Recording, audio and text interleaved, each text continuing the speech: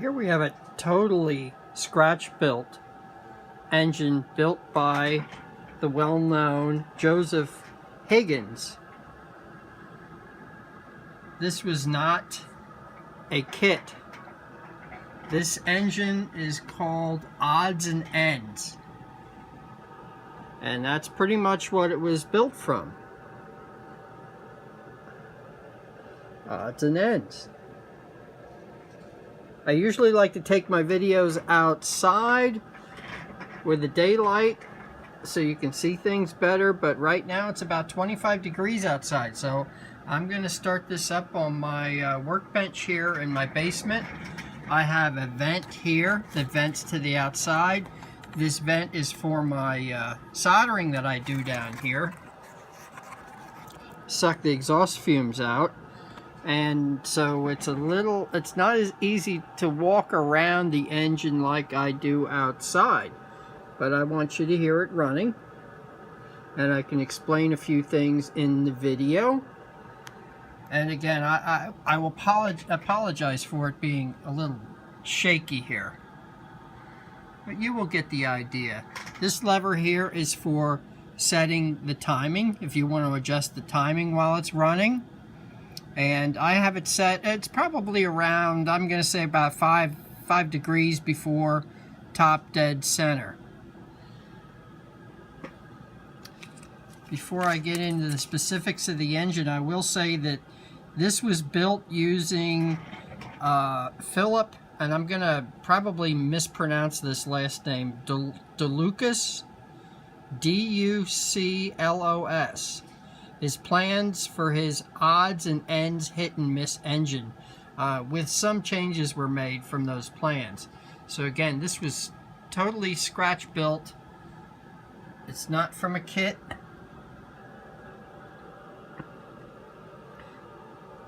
The fit and finish is incredible on this, and the stand that it's on is beautiful.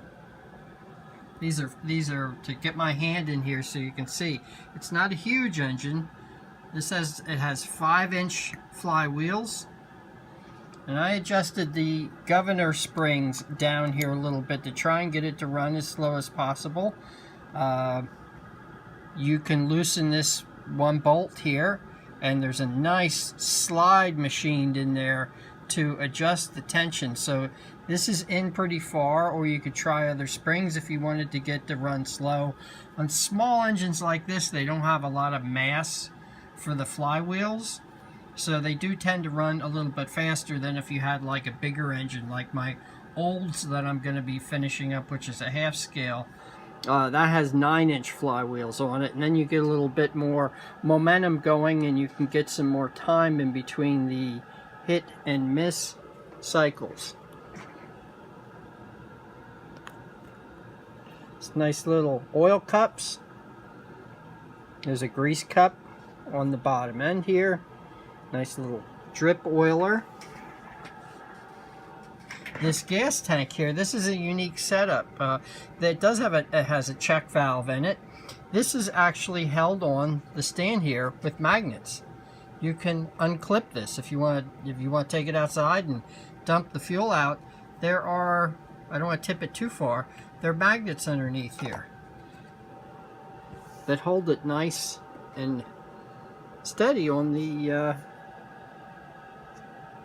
on its mount here. I'm going to do this in one take, so if I screw up here, I apologize. I apologize. All the electronics are underneath this.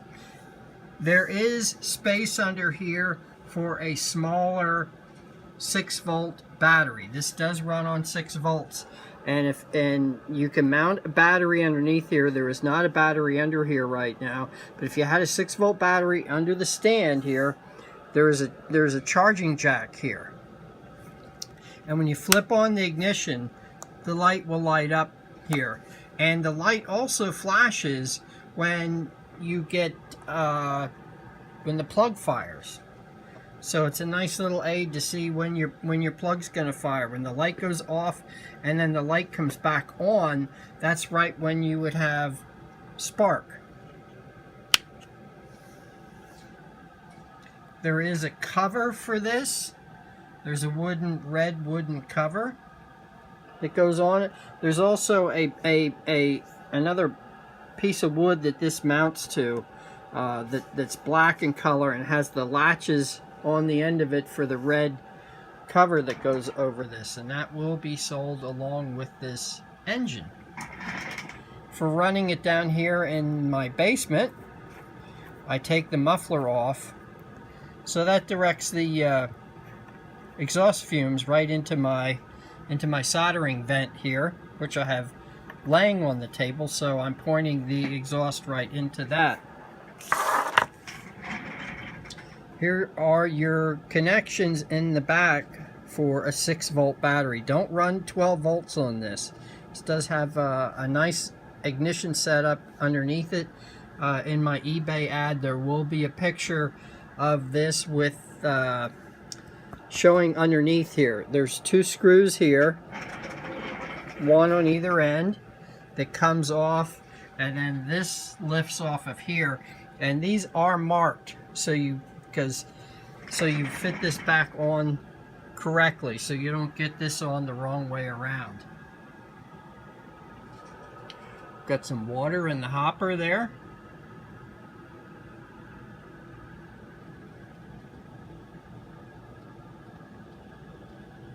Beautiful craftsmanship on this engine. Okay, I'm gonna clip my phone here on a holder so I can take this. I've got to take the engine and turn it around so my exhaust is pointing into my vent.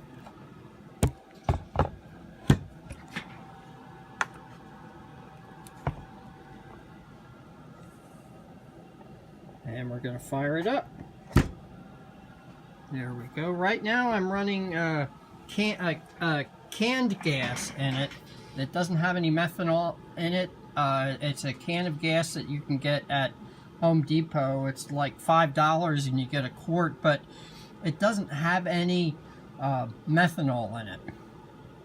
It's for running small engines.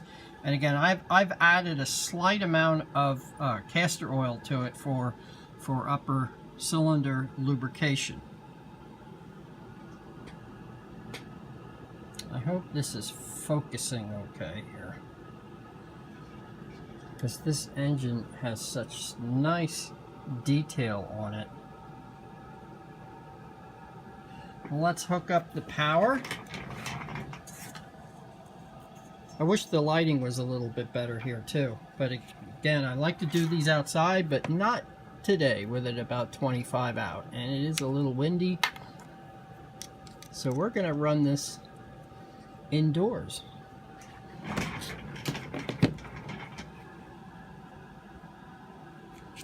See if I get a little light on the outside there. As my work light wants to fall down onto the engine, we're gonna, I don't know if you can't really see the light turning on in the video, but the light comes on when your ignition's on.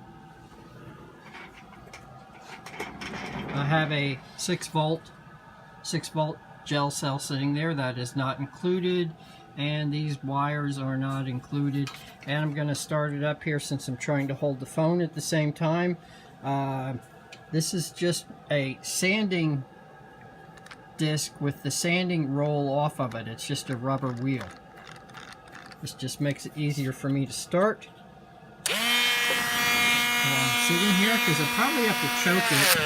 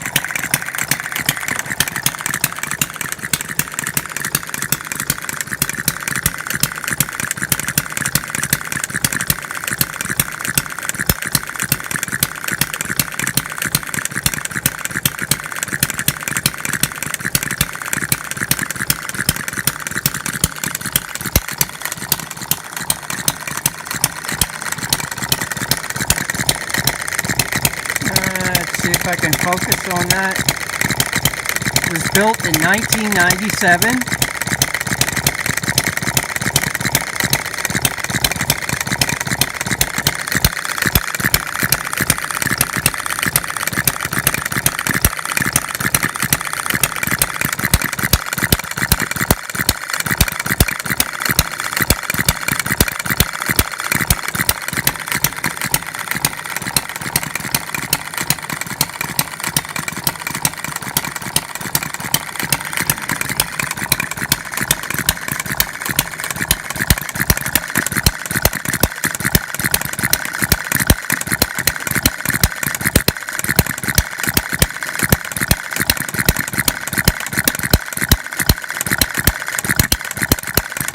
See the governor probably lighten up those strings a little bit more and get it to run a little bit slower. I'm not going to mess with it anymore.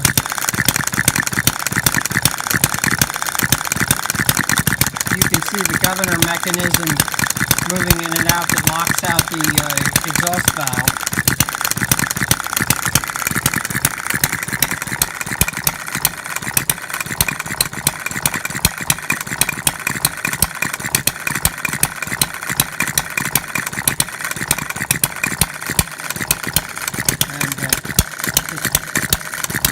Might as well show you here.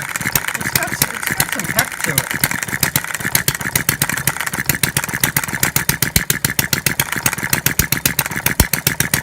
Pushing against the flywheel there. Lock, and then the governor's not going to kick in. It's going to just kind of four-cycle there. I'm really pushing hard. See, for a little engine, it's got a lot of compression, has a lot of power. Really cool.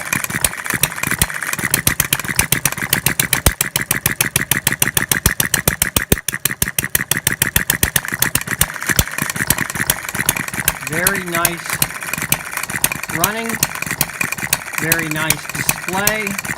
It's not too big, it's not too heavy. This is something you can put on a desk, you can put it on a shelf. Something any engine enthusiast would be proud to own, that's for sure. What a beautiful little engine.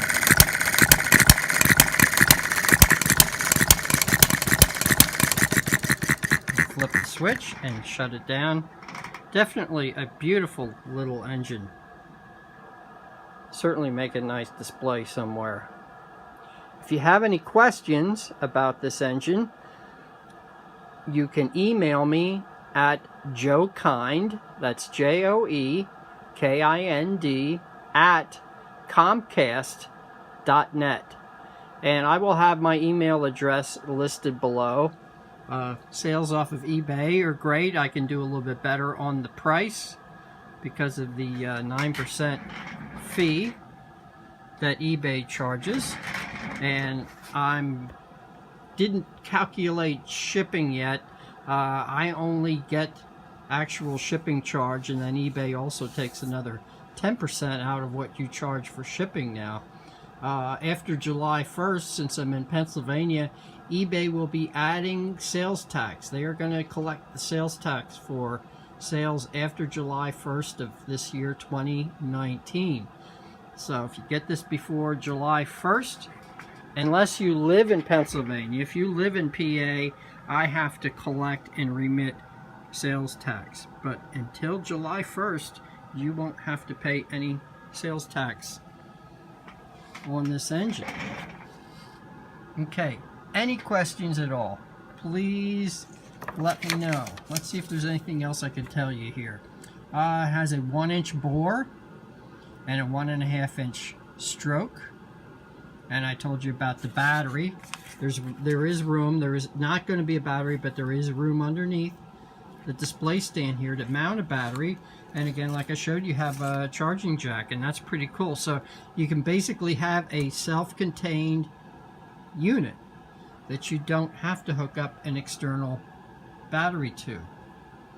Any questions, please let me know. And when this sells, I suspect it won't be for sale very long. When this sells, I will post down below that it has sold. And thank you for watching my engine videos. Take care.